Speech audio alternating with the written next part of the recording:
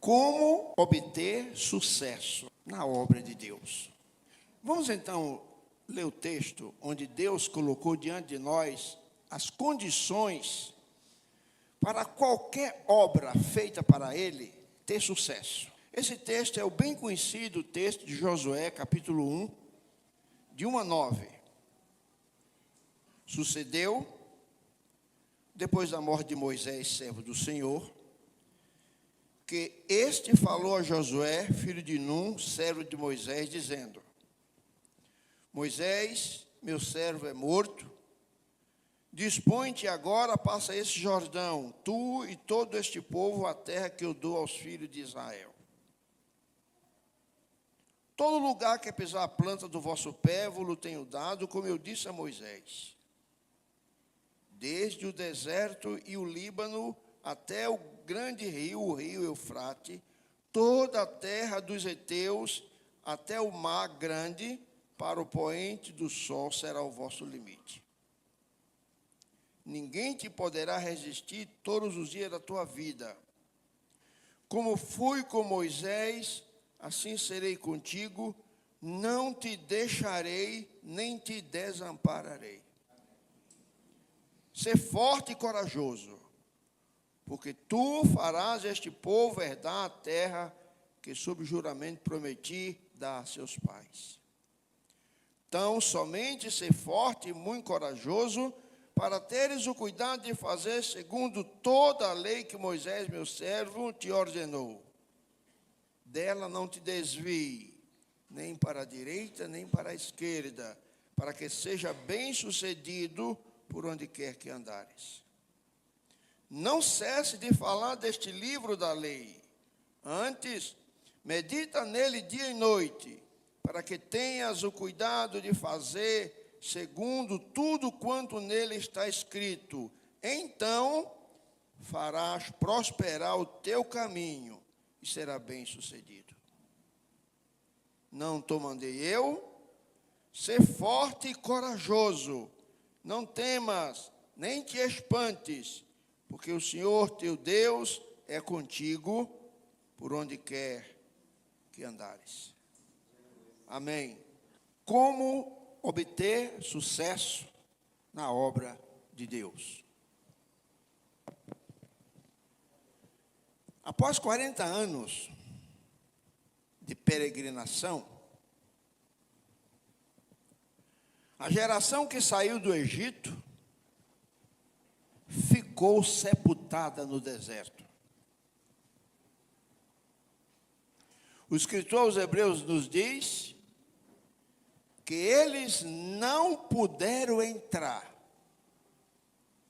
por causa da incredulidade. Então já começa aqui mostrar aos irmãos que pecado maldito, todo pecado é maldito, mas a incredulidade é taxada por certos comentaristas como pecado mortal. Agora uma nova geração compõe o Israel de Deus e está acampada na margem leste do Jordão, terminando o luto da morte de Moisés. Nota-se aqui que Deus chama os seus obreiros, mas a sua obra tem que prosseguir. Não pode ser interrompida pela saída de um líder. Ao retirar Moisés, servo do Senhor, convoca logo Josué. Ao retirar Saul, já havia achado Davi. Ao retirar Elias, já havia jogado o seu manto sobre Eliseu. Mostrando assim que ninguém pode interferir nos projetos de Deus e que nada pode atrofiar o plano de Deus na execução da sua obra. E ele diz isso nitidamente no livro do profeta Isaías: agindo eu, quem impedirá? A missão de Josué consistia em liderar mais ou menos 2 milhões de pessoas em uma terra estranha, cheia de inimigos, e conquistar essa terra. Em qualquer missão, todos almejam o sucesso, busca o caminho do êxito, busca a prosperidade. Mas em que consiste tal aventura?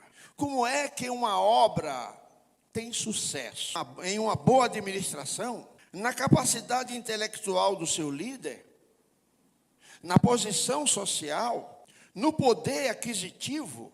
Deus, na sua misericórdia e graça, ao chamar Josué para essa gigantesca obra, deu a ele o segredo do sucesso. Deu a ele o manual sagrado. Deu a ele o mapa da mina. E Josué usou este mapa, usou este manual e teve sucesso. Como Deus fez com Josué, Ele faz também com cada um a quem chama para executar uma obra para Ele. A Bíblia diz que Deus é bom.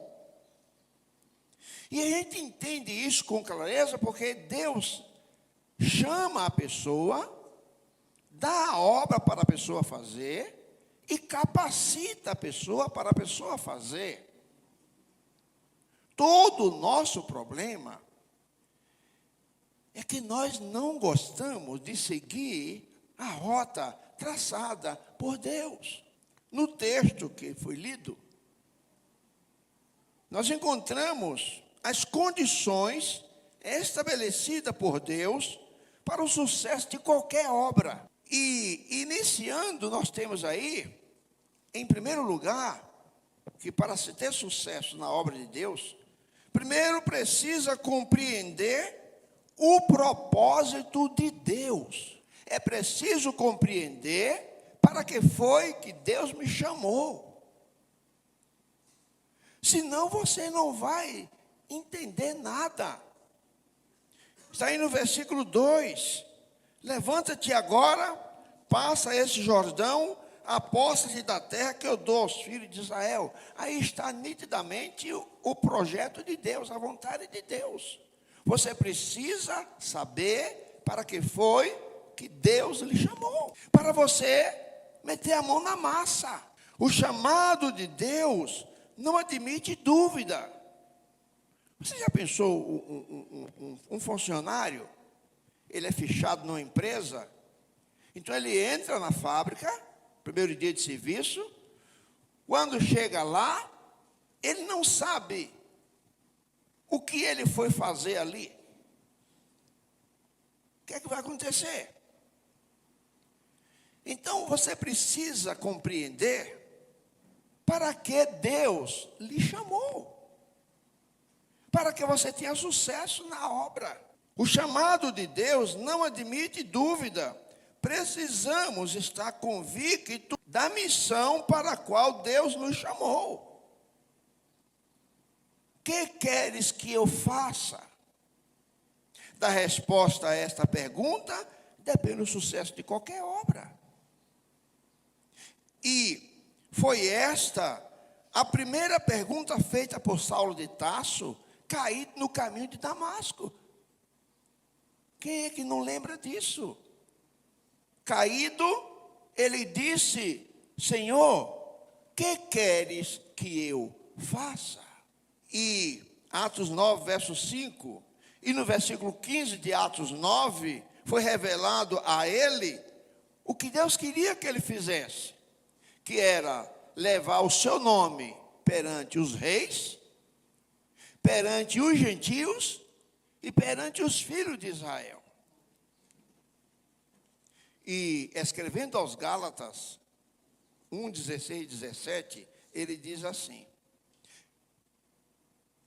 consciente de sua missão, ele disse: não consultei carne, nem sangue, nem voltei a Jerusalém ter com os demais apóstolos, parti. Ele partiu, e todos nós sabemos que ele revolucionou o mundo. Porque tinha consciência do trabalho que Deus chamou para ele fazer.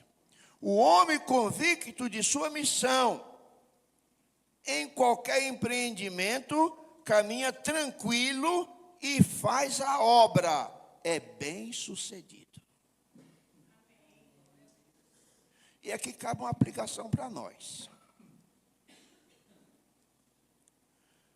Você foi eleito na igreja para um cargo, sim ou não? Sim. Você sabe qual é a sua missão neste cargo? Este é um assunto muito sério e abrange a todos nós. Nós lemos lá em Jeremias 48:10, maldito aquele que faz a obra de Deus relaxadamente. E maldito aquele que esconde a sua espada do sangue. A gente pode entender isso. Maldito aquele que é relaxado na obra de Deus, e maldito aquele que não quer problema na igreja, para não ter confusão, não quer guerra, não quer dificuldade, não quer encontrar problema. A gente precisa ter muito cuidado no que diz respeito ao que é de Deus, porque nós não estamos lidando com coisas humanas, nós estamos lidando com coisas divinas, e a igreja de Deus é algo divino na face da terra. Pastores e missionários precisam compreender a sua missão e exercê-la com fidelidade para não serem taxados pelo dono da obra de mercenários. Presbíteros e diáconos precisam compreender a sua obra para que foram eleitos, para não serem taxados de garçons de Santa Ceia. Professores de escola dominical precisam compreender para que foram eleitos e se esmerar nisto e dedicar-se a isto. Fazer como Esdras 7:10. Esdras procurava mandamentos na lei de Deus para ele obedecer e ensinar. Professor da escola dominical precisa primeiro aprender, passar para ele, para depois passar para os alunos. Primeiro ele vive. Todo professor da escola dominical deveria conhecer Esdras 7:10. Porque se existe uma coisa que irrita a classe, é o professor não viver o assunto e querer ensinar. Ao invés de trazer benefício, traz malefício.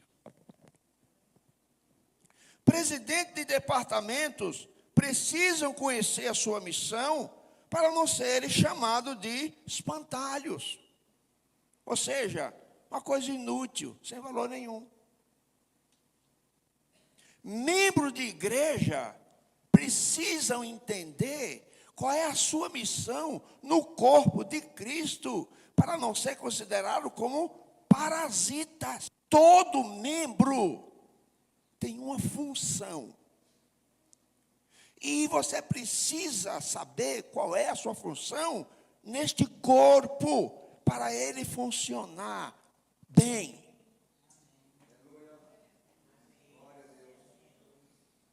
Todo membro faz parte do corpo de Cristo, membro verdadeiro. E ele tem uma função neste corpo, igualzinho o nosso corpo humano. Cada membro tem uma função.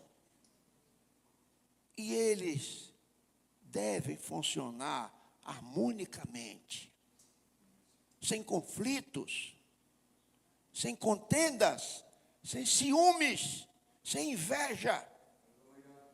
Cada um desempenhando o seu papel para o qual Deus chamou, para que a igreja tenha sucesso, para que a igreja cresça.